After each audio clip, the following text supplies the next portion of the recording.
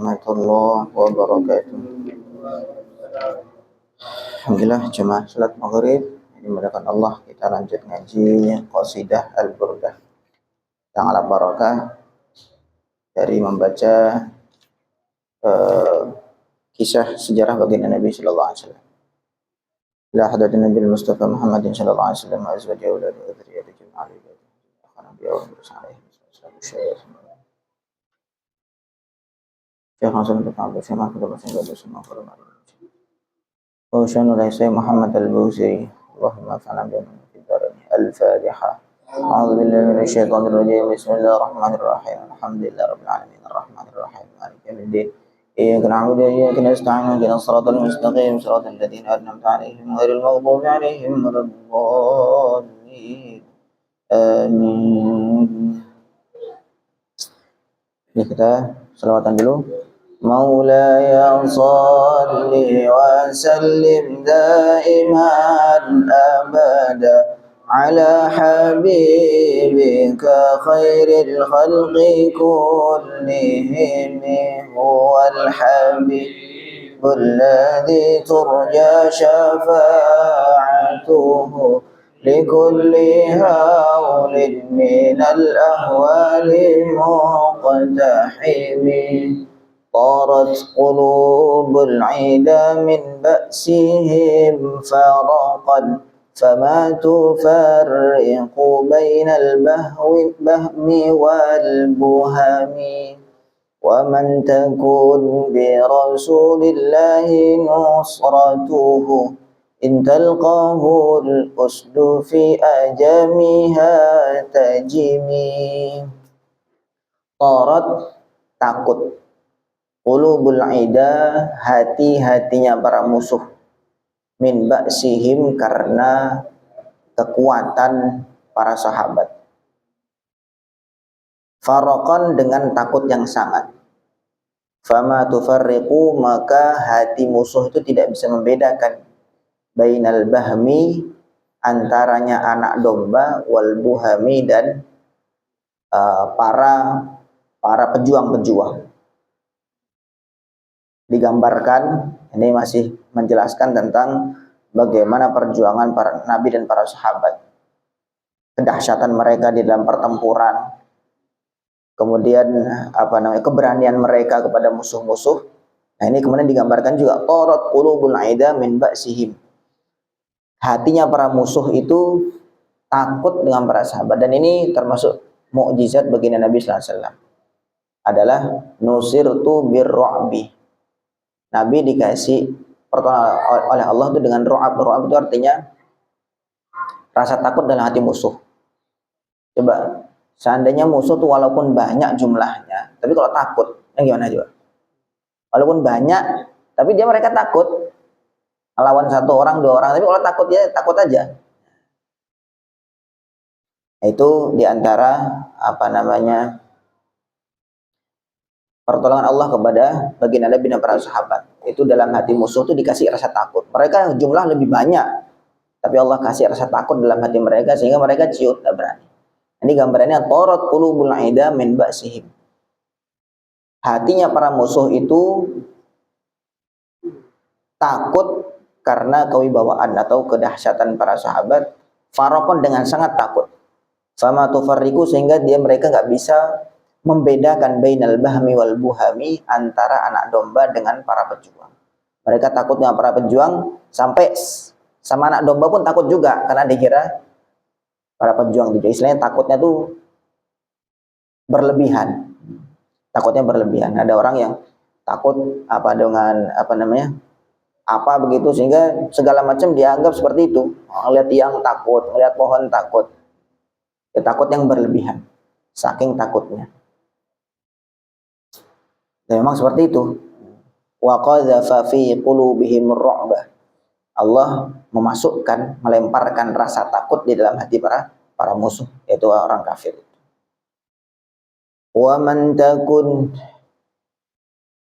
dan siapa saja takun yang ada bi Rasulillah dengan sebab Rasulullah, nusratuhu kemenangannya, intalqahu kalau berjumpa dengannya al-usudu, singa-singa atau binatang buas, fi ajamiha di hutan belantara, tajimi maka singa-singa itu akan tunduk.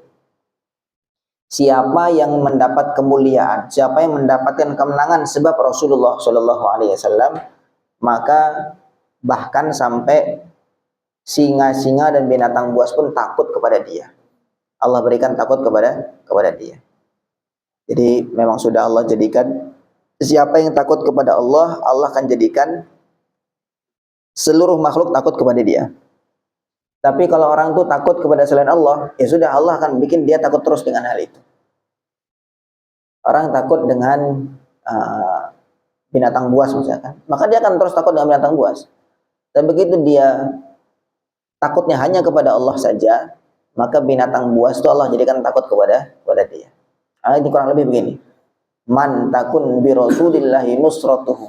Siapa yang kemenangan dia itu dengan sebab Rasulullah, maksudnya dia taat kepada Allah dan Rasulnya, dan begitu. Maka intal kahul usudu fi ajamiha, kalau ketemu dengan dia singa-singa, bahkan di hutan belantara, bukan singa di tengah kota, singa di hutan belantara. Singa kalau tengah kota kan takut sama manusia yang lain. Tapi kalau dia singa tuh di sarangnya, di tempat di hutan, maka dia lebih berani, lebih sangar. Kalau ketemu dengan orang yang mulia dengan sebab Rasulullah SAW, maka singa itu akan takut.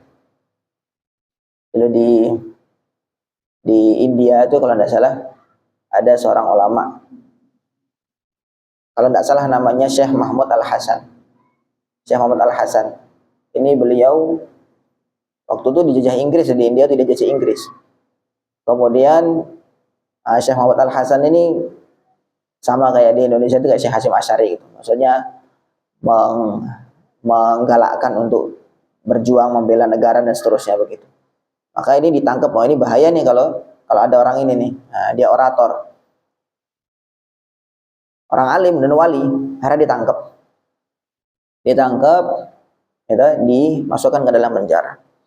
Masuk ke dalam penjara, itu sak penjara itu semua jadi masuk Islam. Di India kan kebanyakan orang Hindu. Sak penjara masuk Islam, jadi santrinya semua. Wah, gawat ini. Nah, akhirnya disendirikan, diasingkan, kemudian dimasukkan satu singa yang buas, dilaporkan itu singa sampai beberapa hari, kemudian dimasukkan ke dalam selnya itu, mau dibunuh dengan cara sadis. Maka Syekh Muhammad Al-Hasan ini sedang zikir, la ilaha illallah, zikir, kemudian datanglah itu singa. Dekat-dekat, dia diam aja santai. Kemudian ternyata singa itu bukan makan, bukan menerkam, tapi malah jilat kakinya. Diam aja, tunduk.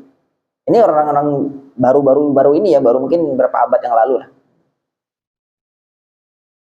Itu bukan zaman sahabat itu, ini baru-baru ini. Kemudian setelah, karena ditahu oleh musuh-musuhnya, wah ini orang bukan orang biasa, akhirnya dilepaskan. Kemudian santri-santrinya itu nanya kepada syekhnya, Syekh Muhammad Al-Hasan, apa yang kau pikirkan ketika singa itu menjilat kaki? Lari apa bagaimana tuh? Maka saya itu yang pikirkan, ini liurnya singa ini najis apa enggak? Nah, yang dipikirkan itu bukan saya selamat apa enggak. Ini liurnya singa ini najis apa enggak ya? Setelah saya dijilat ini saya masih bisa sholat apa enggak ya? Begitu. Karena hatinya sudah takut kepada Allah, sehingga Allah menjadikan seluruhnya takut kepada dia, tunduk kepada dia. Nah, ini berlaku bukan untuk orang zaman itu saja, berlaku sampai akhir zaman. Siapapun ketika dia meletakkan Allah itu dalam hatinya nomor satu, maka yang lain Allah jadikan tunduk kepada dia. Tapi begitu dia takut kepada apapun itu, takut kepada atasan, takut kepada siapa saja, maka kan seterusnya Allah akan dibuat dia takut kepada apa yang dia takutkan. Tapi kalau takut kepada Allah, memang Allah lah yang berhak untuk ditakuti, kan gitu. Wallahu ahaqqu an takhsyah. Allah itu lebih berhak untuk kamu takuti. Memang Allah tempatnya takut. Tetapi kemudian Allah berikan hadiah, yaitu kemuliaan. Siapa yang hanya takut kepada Allah, Allah jadikan yang lainnya semua tunduk kepada dia. Ada lagi cerita tentang Maula Rasulullah SAW. Maula itu bekas budak. Budak kemudian dimerdekakan itu namanya maula. Namanya Safinah. Ini zaman sahabat. Namanya Safinah. Safinah itu laki-laki. Kemudian selepas itu dia di padang pasir, datanglah 7 ekor singa. 7 ekor singa. Kemudian dia mengatakan, aqsamtu bi Rasulillah sallallahu alaihi wasallam antaskut. Aku sumpah dengan kemuliaan Rasulullah sallallahu alaihi wasallam, diam, jangan menyerang aku. Ini ketemu singa bukan di tengah kota, bukan. Dia sendirian, kemudian di tengah padang pasir yang nggak ada tempat untuk berlindung, untuk lari. Ada singa, nah itu gimana kira-kira? Maka ini karena dia mendapat kemuliaan barokah dari Rasulullah SAW, maka singa pun tunduk. Singa itu tunduk. Ini kalau diartikan secara zahirnya, secara teksnya, singa benar-benar singa. Tetapi maksudnya singa ini bisa berarti luas, bisa bermakna kiasan, bahwa para musuh akan takut kepada dia, orang yang memasrahkan hidupnya itu hanya dengan taat kepada Allah dan Rasul-Nya. Ini bisa dimaknakan secara hakiki, bisa dimaknakan secara majazi. Wallahu a'lam. Walan tara min waliyin ghaira muntasirin bihi wala min aduwin ghaira munqasimi. Walan tara, tidak, sekali-kali tidak akan kamu lihat, min waliyin, seorang wali pun, ghaira muntasirin, yang tidak menang. Wali itu mesti menang. Asal wali yang benar lah ya. Wali itu pasti menang, tidak mungkin kalah. Ala inna awliya Allahi la khawfun alaihim wa lahum yahzanun alladzina amanu wa kanu yattaqun. Dalam ayat yang lain, inna waliyallahu alladzi nazzalal kitab wa huwa yatawallas shalihin. Jadi wali itu orang yang dekat dengan Allah maknanya. Dan dekat dengan Allah itu tidak bisa kecuali dengan mengikuti apa yang dicontohkan Rasulullah SAW. Kok wali ngaku wali tapi nggak ikut Rasulullah, nah itu walinya wali tidak benar, Dia ngaku wali tapi tidak sholat, itu wali tidak benar, yakin tidak benar. Wali tapi bulan puasa pas Ramadan dia makan, dia tidak puasa siang-siang, ini wali tidak benar, yakin wali tidak benar. Nah, wali itu hanya bisa didapat dengan ikut Rasulullah. Ini wali yang benar lah ya. Nah, wali yang benar, waliullah. Jadi kalau wali setan ya ada aja walinya setan. Ya, walan tara min waliyin ghairu muntasirin. Tidak akan kamu lihat wali yang tidak menang. Maksudnya wali bihi atau bihi dengan Rasulullah SAW. Maksudnya tidak akan kamu lihat wali yang sebab ikut dengan Rasulullah SAW tidak menang. Wala min aduwin, tidaklah kamu lihat musuh ghairu munqasimi, yang tidak kalah. Musuh itu pasti kalah dengan Rasulullah SAW. Kalah itu maksudnya dalam sisi hujjah. Sekali lagi dalam sisi hujjah. Adapun kalau peperangan ataupun dalam hal sosial dan yang lainnya bisa jadi kalah umat Islam, bisa jadi. Tapi kalau dari sisi hujjah, keilmuan, itu tidak mungkin kalah, pasti menang, Allah menangkan. Karena kebenaran dalam agama Islam itu kebenaran yang absolut. Tidak ada kebenaran yang lain, hanya ada dalam Islam saja. Dan itu memang sangat logik sekali. Nanti akan kita jelaskan. Nah, jadi wali, kok dia memang walinya wali benar, pasti Allah menangkan. Pasti Allah menangkan. Nah itu. Tapi dengan catatan, wali yang benar adalah wali yang mengikuti baginda Nabi Shallallahu Alaihi Wasallam. Dalam hal ini, dia menjalankan syariat dengan benar. Pokoknya kalau ada wali, ini yang sering dipahami keliru oleh orang-orang Indonesia, kita nih, masyarakat kita nih. Pokoknya orang kalau sudah bisa terbang, bisa jalan di air, wah itu wali. Nah, bukan itu, ukurannya bukan itu wali itu. Wali itu ukurannya dia alladzina amanu wa kanu yattaqun. Itu di dalam ayat surah Yunus. Ala inna awliya Allahi la khawfun alaihim wa lahum yahzanun alladzina amanu wa kanu yattaqun. Nah, itu. Ingatlah, wali Allah tuh la khaufun alaihim wa lahum yahzanun, mereka enggak khawatir, mereka enggak sedih. Karena dijaga oleh Allah, dijamin oleh Allah. Dan siapa wali itu? Ayat berikutnya, alladzina amanu wa kanu yattaqun. Orang yang iman dan dia takwa.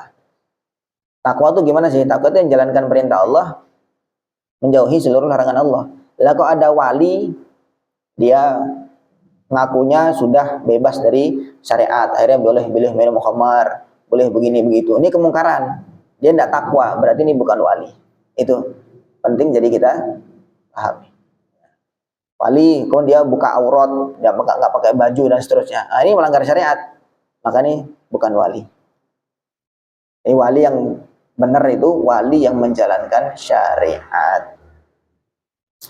Ahalla ummatahu fi hirzi millatihi kallaythi halla ma'al ashbali fi ajami. Ahalla, Nabi menempatkan ummatahu, umat beliau, fi hirzi millatihi, dalam penjagaan agama beliau, agama Islam tentunya.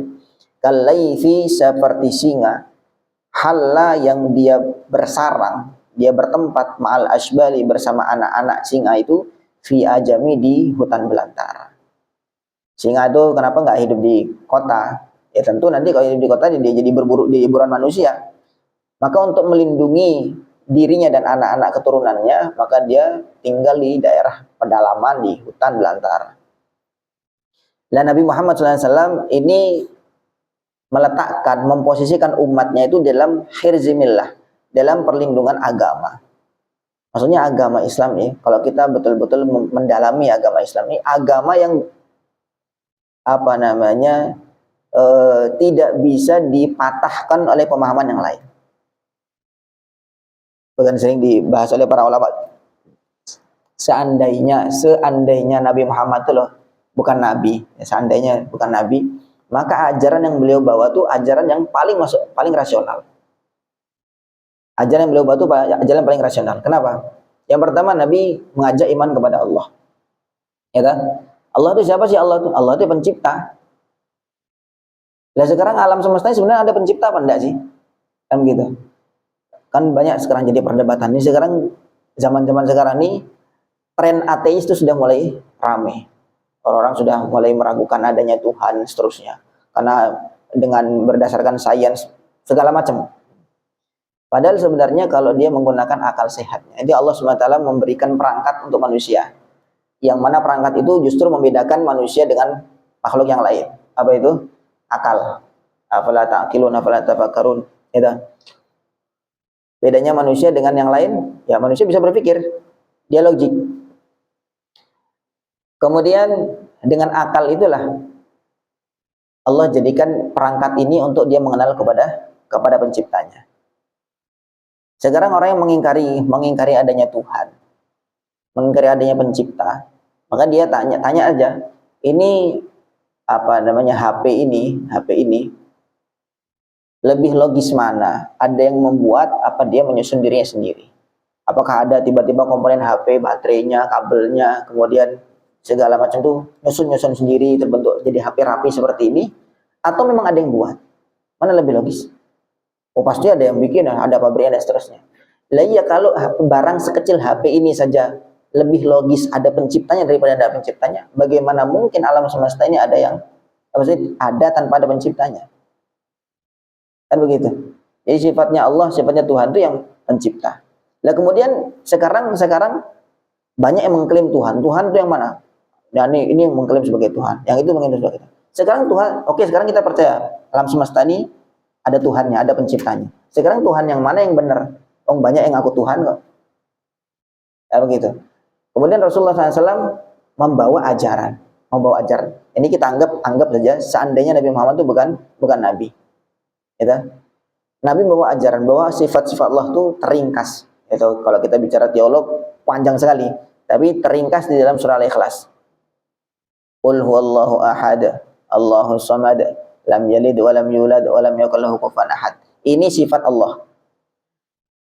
Surah ini satu surah ini full tentang sifat Allah, dan ini bisa menjadi timbangan apapun itu, siapapun kalau dia ngaku Tuhan, timbang dengan surah Al-Ikhlas. Kalau lulus maka dia Tuhan, kalau nggak lulus berarti bukan Tuhan. Tuhan itu sifatnya yang pertama ahad. Dia cuma satu tunggal. Konsekuensinya kalau Tuhan itu lebih dari satu, tentu dia tidak kuasa. Tentu dia ada unsur kelemahan. Namanya Tuhan tuh nggak boleh ada yang di atasnya. Tuhan tuh paling mentok, gitu. Lah kalau Tuhan tuh dua misalkan, lebih dari satu, dua, misalnya ada dua, maka ada kemungkinan. Kemungkinan pertama, dua Tuhan ini sama di dalam kehendaknya, sama-sama berkehendak. Mungkin sekarang dua Tuhan ini kepingin terjadi malam hari, gitu.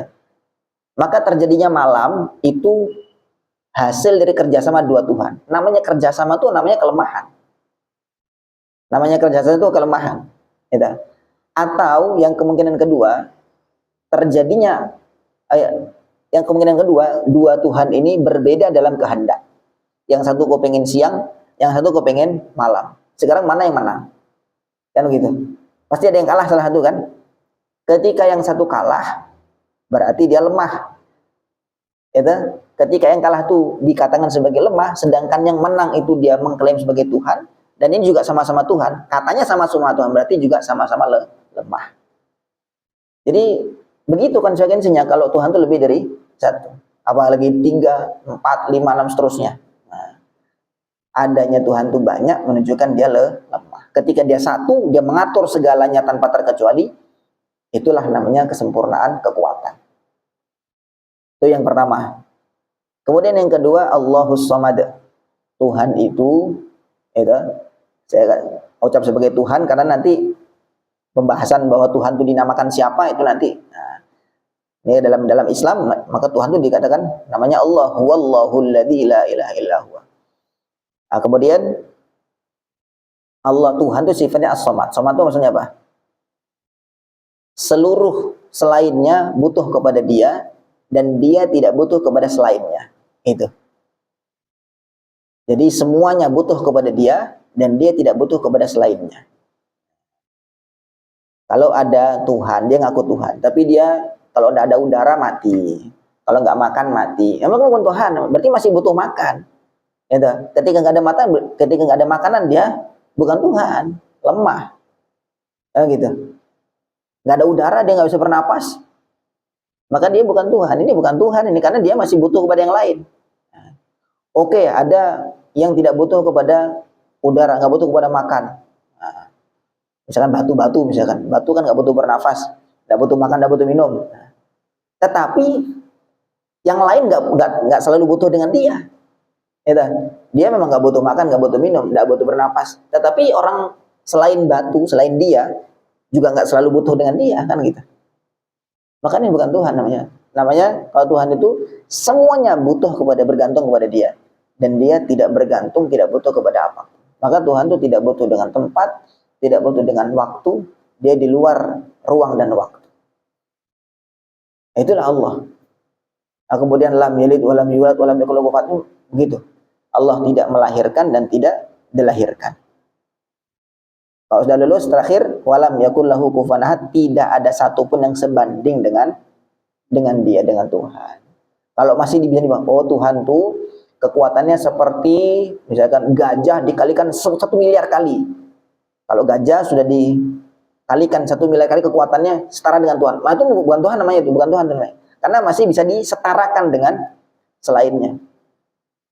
Mau dilipat gandakan berapa kali lipat pun tidak akan ada yang setara dengan Tuhan. Itu sifatnya Tuhan itu begitu. Itu untuk yang mudahnya ya, mudah. Nah, ini ajaran ini seandainya Nabi itu bukan Nabi, Nabi Muhammad bukan Nabi, itu ajaran yang paling logis. Yang namanya Tuhan tuh mesti begitu. Kalau Tuhan tuh sama dengan makhluknya, sama dengan ciptaannya, ya mana bukan Tuhan?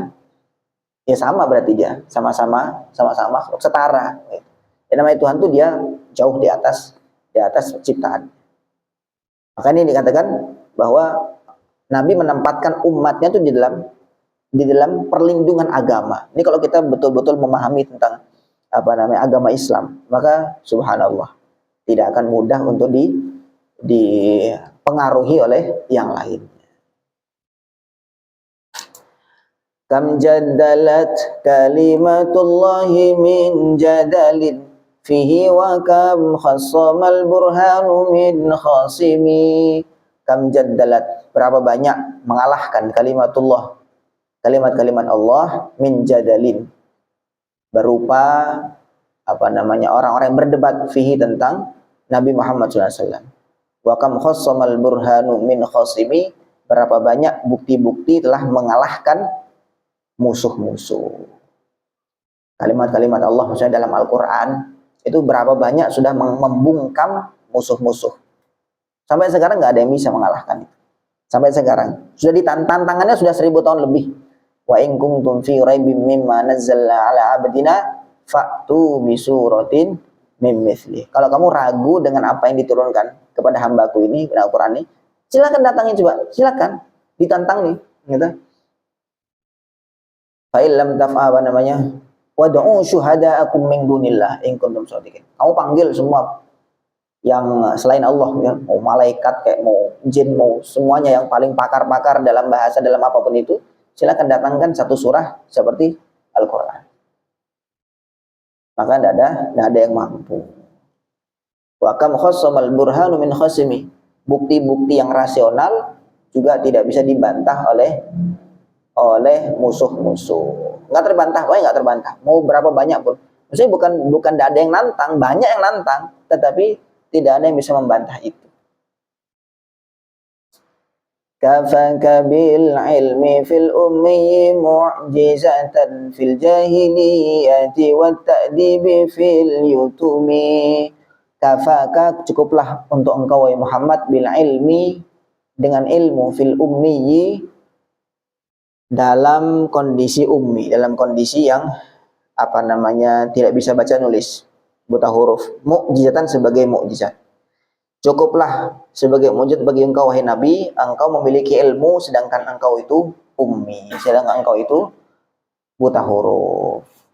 Fil jahiliyati, di kalangan, juga hidup juga di dalam kalangan jahiliyah, kalangan orang-orang yang juga buta huruf. Walladzi ba'atsa fil ummiyina rasulan minhum. Dialah Allah yang mengutus di ummiyin. Ummi itu buta huruf. Ummiyin berarti golongan yang buta huruf. Rata-rata orang Makkah itu buta huruf. Kebanyakan. Tidak semua. Nabi hidup di kalangan buta huruf. Kemudian ternyata beliau punya ilmu yang luar biasa, yang tidak terbantahkan kebenarannya. Al-Quran itu kan isinya macam-macam. Al-Quran itu isinya ada kisah-kisah zaman dulu, ada kisah-kisah tentang ketuhanan, ada berbagai macam persoalan juga, persoalan masyarakat juga. Maka kok bisa itu lahir dari muncul dari seorang yang ummi, nggak bisa baca tulis, hidupnya pun juga di kalangan orang-orang yang jahiliyah juga, kan gitu. Nah, maka itu sebagai mukjizat. Wa ta'dibi fil jadi banyak ya. Kalau Nabi SAW itu disifati sebagai ummi, itu justru mukjizat, itu justru pujian. Tapi kalau kita nggak bisa baca tulis, itu cacat, maksudnya sebuah aib. Nah, tapi kalau Nabi dia nggak bisa baca tulis, justru mukjizat. Kenapa? Karena kalau Nabi itu bisa baca tulis, tentu ada keraguan. Bisa jadi kita mau berpikir bahwa apa yang diajarkan Nabi itu karena hasil dari belajar dia, hasil belajarnya dari guru-gurunya dan seterusnya. Ya. Ma kunta tatlu min qablihi min kitabi wa la takhutu bi yaminik. Ma kunta tatlu min qablihi min kitab. Engkau belum pernah baca kitab sama sekali sebelumnya wahai Muhammad, karena kamu bisa baca tulis. Wa la takhutuhu bi yaminik, dan kamu juga bukan nulis Quran itu dengan tanganmu. Kamu nggak bisa nulis, nggak bisa baca. Gitu. Tapi ketika memang Nabi Muhammad itu ummi, nggak bisa baca tulis, kemudian punya ilmu yang luar biasa dan tidak terbantahkan, ini menunjukkan berarti ilmunya ini bukan dari Nabi sendiri, justru dari Allah Subhanahu wa Ta'ala. Tapi kalau selainnya Nabi Muhammad kok ummi, nggak bisa baca tulis, yaitu sebagai aib. Banyak yang nggak terima tuh, tidak adab mengatakan Nabi nggak bisa baca tulis. Nggak ngerti, dia nggak ngerti. Justru Nabi itu kalau dikatakan bisa baca tulis, malah menjadi celah untuk meragukan agama ini. Wa ta'dibi fil yutumi, dan cukuplah sebagai ta'dib, sebagai beliau itu orang yang beradab, fil yutumi, beliau hidup di dalam keyatiman. Beliau yatim piatu, ya umur 2 bulan di kandungan ayahnya sudah wafat, kemudian umur 6 tahun ibunya sudah wafat juga. Beliau yatim piatu dari kecil, tapi beliau hidup di dalam akhlak yang sangat baik. Maka itu juga sebagai mukjizat. Mana pada umumnya anak tuh kalau dari kecil yatim piatu, dia kurang perhatian dari orang tua, pendidikan dari orang tua kurang. Walaupun mungkin masih ada kakeknya atau ada pamannya, tapi biasanya umumnya kakek dan paman atau siapapun itu kerabat tentu lebih mendahulukan anak kandungnya daripada orang lain, kan begitu. Tapi Nabi Muhammad SAW hidup di dalam yatim piatu, tapi beliau hidup dalam adab yang luar biasa. Wa innaka la'ala khuluqin azim. Sungguh engkau ya Muhammad ada di dalam akhlak yang azim, yang agung. Ini juga sebagai mukjizat bagi Nabi Muhammad SAW. Insyaallah ini kita perlu bangga ya, sangat-sangat bangga. Maka bentuk bangga kita ya kita agung-agungkan terus, kita baca selawat kepada beliau Shallallahu Alaihi Wasallam. Kita cukupkan. Semoga ini menjadi tambahan kerinduan kita kepada baginda Nabi Muhammad SAW, sehingga beliau berkenan memberikan syafaatnya kepada kita semuanya. Subhanallah bihamdihi, subhanakallah wa bihamdika, asyhadu an la ilaha illa anta astaghfiruka wa atubu ilaik. Assalamualaikum warahmatullahi wabarakatuh.